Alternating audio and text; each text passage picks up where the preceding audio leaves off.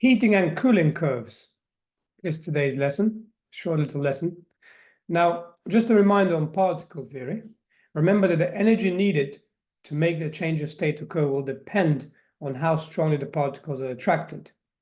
Now, that depends on the type of bonding between the particles. And that's the next topic of bonding. And also depends on how the substance is structured and what exactly needs to be overcome in order for it to, say, melt or evaporate. The general point is that the stronger the force of attraction between the particles, the higher the melting and boiling point. Now, today we're going to look at these heating and cooling curves. As a reminder from before, these were the key points of the solid, liquid, and gas. The one thing we haven't mentioned is the limitation of the model. The limitation of the model is that there's no force of attractions being shown, and particles are not really going to be solids or spheres. The useful thing is that we can see the actual arrangement of the particles. We cannot see these force of attraction, nor can we see, nor are the particles going to be perfect solids or spheres. So this is just another summary of the properties. So remember, the gas can be compressed and change shape, but liquid cannot be compressed because the particles are already too close to each other. So if you imagine this as a swimming pool, try and push it down, it will have to escape the water down the sides. You can't just compress it. Okay, so for the heating and cooling curves, what we have to consider. Let's look at a cooling curve as an example. You start off as a gas and you start to be cooled. The particles start to come closer together. Eventually, they'll be close enough for attractions to form. That's called condensation. Now, you'll notice the flat goes flat. The curve goes flat. Now, you might think, well, why? Shouldn't you just keep cooling it down? Well, the answer to that question is that what I said to you before, when the particles start to touch each other, they release energy. When they release energy, they're releasing heat. So as you're cooling it down, they're releasing their own heat. The two effects are going to cancel each other out, and it will stay flat.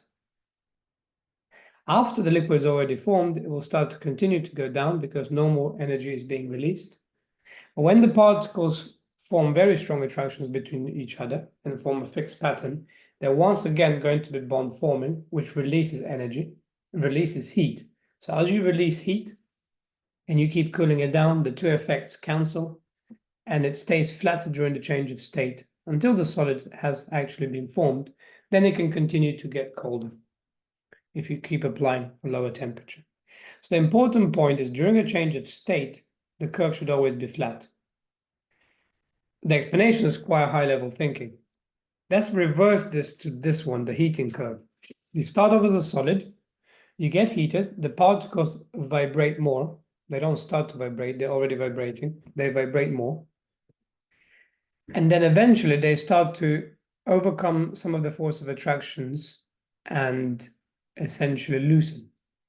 Now, when that happens, it's a bond breaking process. You're overcoming some of the forces. So heat energy is actually being used to break those bonds or to partially break the bonds. So while you keep heating it, the energy is being used to overcome the bonds. So it's not going to continue increasing the temperature because the energy is being used. Once it has melted to a liquid, it can start to heat up, heat up, heat up.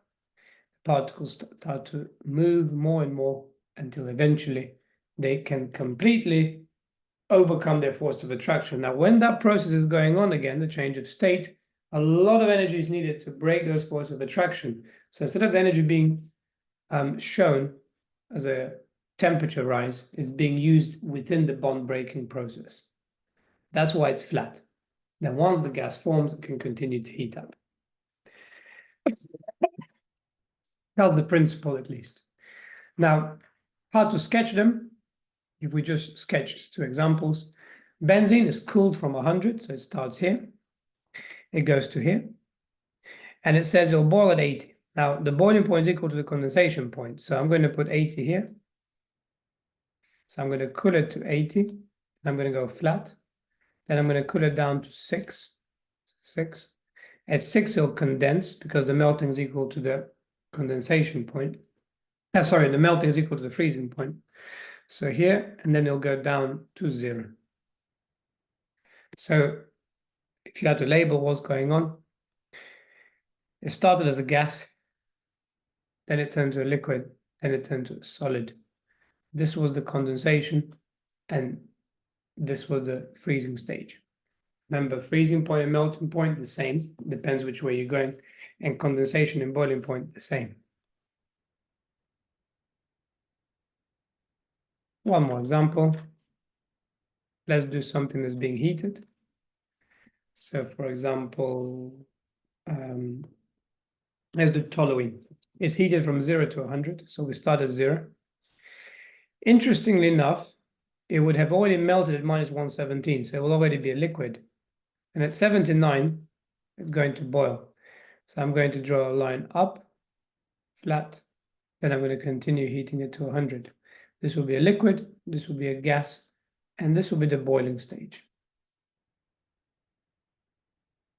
And that's how you do them. The worksheet will be attached. And there's even a second worksheet with more explanations, and all the answers will be there, so you can practice this and get good at it. Otherwise, that's the end of the heating and cooling curves section. And in the next lesson, we will be looking at diffusion and dilution. But that's the end of this lesson.